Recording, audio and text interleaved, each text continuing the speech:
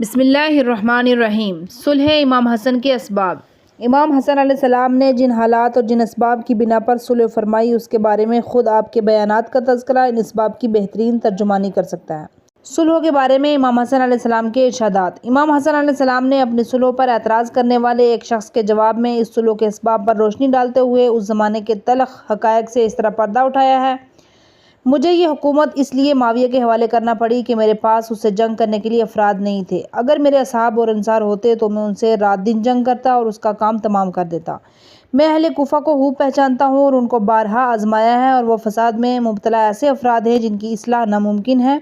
ان کے اندر نہ وفاداری ہے، نہ اپنے وعدے کے پابند ہیں، یہاں تک کہ ان کے دو افراد بھی بالکل ایک دوسرے سے ہم آہنگ نہیں ہیں۔ بظاہر ہماری اطاعت کا اعلان کرتے ہیں لیکن حقیقت میں ہمارے دشمنوں کا ساتھ دیتے ہیں۔ اسی طرح ایک دن آپ نے اپنے ساتھیوں کی سستی اور عدم تعاون کے بارے میں اس طرح خطبہ دیا: مجھے تعجب ہے ایسے افراد جن کے پاس نہ دین ہے نہ شرم اور حیا، وائے ہو تم پر! معاویہ نے مجھے قتل کرنے کے عوض تم سے جو وعدے کیے ہیں ان میں سے کسی ایک کو بھی وفا نہ کر سکا۔ میں صلح کے نتیجے میں اپنی ذاتی ذمہ داریوں کو بہتر طریقے سے انجام دے سکتا ہوں، لیکن اگر حکومت معاویہ نے زبردستی حاصل کر لی تو ہرگز دین پیغمبر پر عمل نہیں کر سکے گا۔ خدا کی قسم، اگر تمہاری سستی بے وفائی کی بنا پر حکومت معاویہ کے ہاتھ میں چلی گئی تو یاد رکھو ہرگز تمہیں خیر نہیں ملے گا اور تم راحت کی سانس نہ لے پاؤ گے۔ میں غیب کی نگاہوں سے دیکھ رہا ہوں، کل تمہارے بچے ان کے بچوں کے دروازوں پر کھڑے ہو کر ایک ٹکڑا روٹی کا سوال کریں گے۔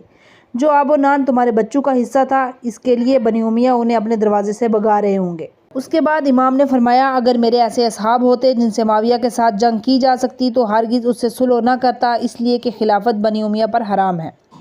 یہ وہ حالات تھے جن کی طرف امام نے خود ارشاد فرمایا ہے۔ ان حالات کا بخوبی اندازہ لگانے کے لیے تاریخ کے اورات پلٹنے کی ضرورت ہے۔ تاریخ نے ان حالات اور واقعات کو بیان کیا ہے جن پر امام حسن علیہ السلام نے صلح کی تھی۔ صلح کے اسباب کو دو حصوں میں تقسیم کیا جا سکتا ہے۔